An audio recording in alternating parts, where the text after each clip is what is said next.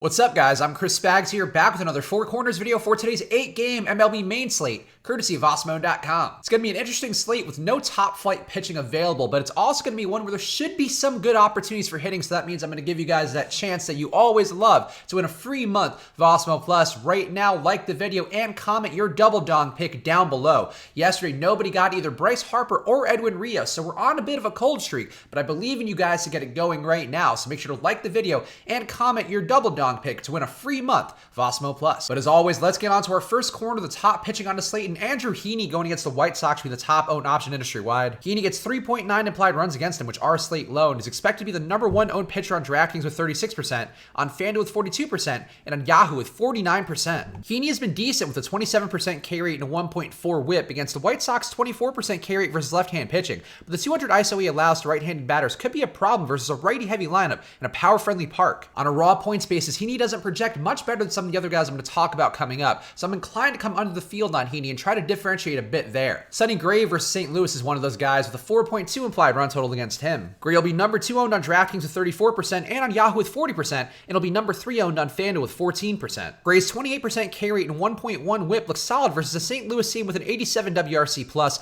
and 158 ISO versus right-hand pitching, despite a big park upgrade for their hitters. Perennial shit my money favorite Sonny Gray does look really good in this spot against a St. Louis team who I really don't have much trust for. I like the strikeout ability for Gray, the price, and the fact he's going to be less owned than Andrew Heaney. And Yu Darvish at Philly should also find some ownership today with the 4.4 implied runs against him. Darvish will be number 2 owned on FanDuel with 17%, and he'll be number 3 on Yahoo with 38%, and he'll also be number 4 on DraftKings with 28%. Darvish's 29% K rate looks strong, but his struggles versus left-handed batters with a 232 ISO and a 5.7 xFIP allowed could pop up with some quality lefties in Philly's lineup and an under-league average K rate for them as well. I'll have some Darvish today because the strikeout ability is there, but Philly's hitting pretty well. They have some guys who can do some damage to him with that power that he gives up, which is really onerous versus left-handed batters. Now on to our next corner, the top stacks on the slate, and the Minnesota stack versus Pedro Payano should be the top owned option today. Minnesota gets 6.6 implied runs, which are a slate high, and they get a big park upgrade on a hot Texas day versus Payano, and the 1.7 whip and 5.7 xFIP he's allowed in a limited 2019 sample size. Payano has been brutal for his right-handed batters in particular, with a 2.4 whip and a 7.7 xFIP compared to a 1.1 whip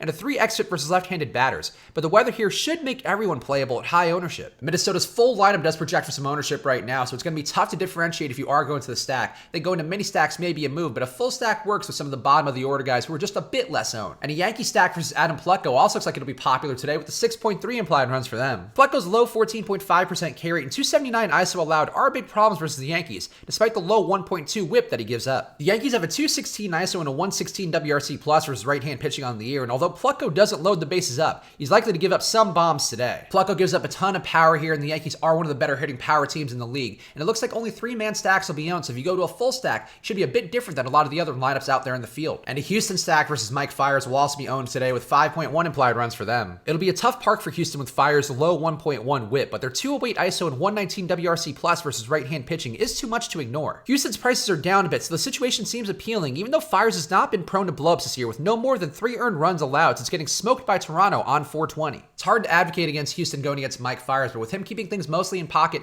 and a pitching-friendly park, I'm inclined to come under the field on Houston today because they're looking really chalky so far. Now into our next corner, the lower-owned options on the slate, and the Chicago Cubs stack going against Drew Smyly interests me. The Cubs get 5.1 implied runs, and Smyly will be owned heavily on SP2 sites, but the Cubs have a few hitters who destroy left-handed pitching. Nick Castellanos and Chris Bryant have 180 and 195 WRC pluses respectively versus left-hand pitching, with Javi Baez not far behind with a 149, so many stacks could blow up here for a high-owned pitcher. With Smyly's ownership looking high on DraftKings and Yahoo, you can knock out a lot of the field by going to a Cubs stack today, so I'm definitely going to have some exposure there, and then Castellanos, Bryant, and Baez look like a really nice trio. With that ownership going to Smyly, I'm willing to go a bit to Derek Rodriguez at Arizona today, despite the 5.3 implied runs against him. Rodriguez's 15% K rate is worthless, but a decent pitching park and a mediocre Arizona team versus right-hand pitching could make him a viable Smyly pivot. Rodriguez gives up power to left-handed bats with a 204 ISO allowed, but if he survives Ketel Marte, Eduardo Escobar, and David Peralta, he could have a decent enough day. Certainly not enthused to play Derek Rodriguez, but with Smyly a guy I really don't believe in, I'm willing to come under the field on him and get some exposure to Rodriguez in what should be a situation that he can limit production. And a Cincinnati stack versus Michael Wacha interests me with the 5.3 implied runs for them. Wacha gives up a 218 ISO to right-handed batters in a power-friendly park despite what looks like a really iffy Cincinnati lineup. Cincinnati has just Aquino and Suarez above a 200 ISO versus right-hand pitching, so it may not be a great full stack spot, but one that could see some power given up given Wacha's struggles. Wacha also could be a Smiley pivot, even though he's also not very good. But I think the spot here versus Cincinnati should offer some power up, even though that lineup they have out there really not that great overall. And Alex Young versus San Francisco interests me with the 4.2 implied runs against him. Young's price is a bit high, but with his 1 whip and 12.9% swing strike rate, he shows a decent ability to limit damage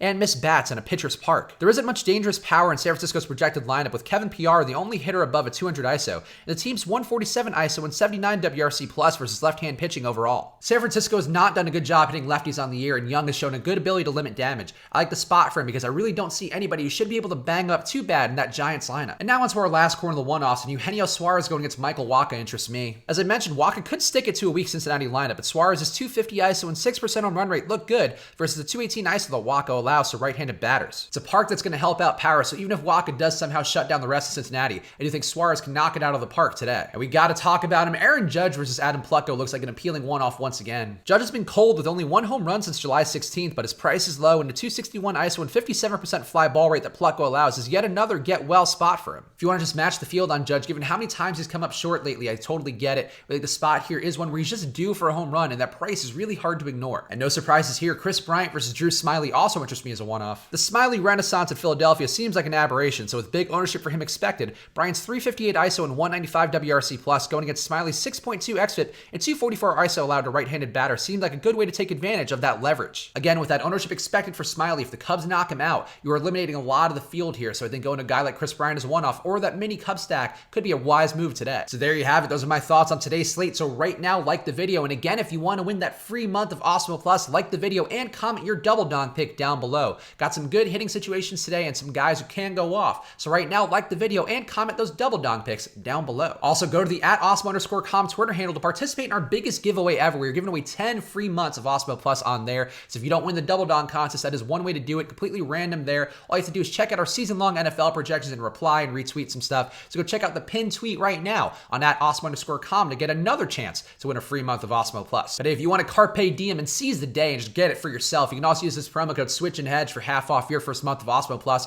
Get all the ownership projections, the player projections, the deep dive column, the lineup builder, the top stacks tool, a million different things that'll help you make better MLB DFS lineups every single day. So use that promo code Switch and Hedge for half off your first month of Awesemo Plus. Go follow me on Twitter and Instagram @ChrisSpags. I'm here with you guys every day, and if you followed me on Instagram yesterday, you would have seen a fun little Instagram story from me self-loathing as I edited the Four Corners video. So go check me out on both those platforms @ChrisSpags. I'll be back on Live Before Lock later today, so subscribe and hit that notification bell to know when we go live. And of course, I'll be back tomorrow with another Four Corners video. So thank you guys for watching, and good luck.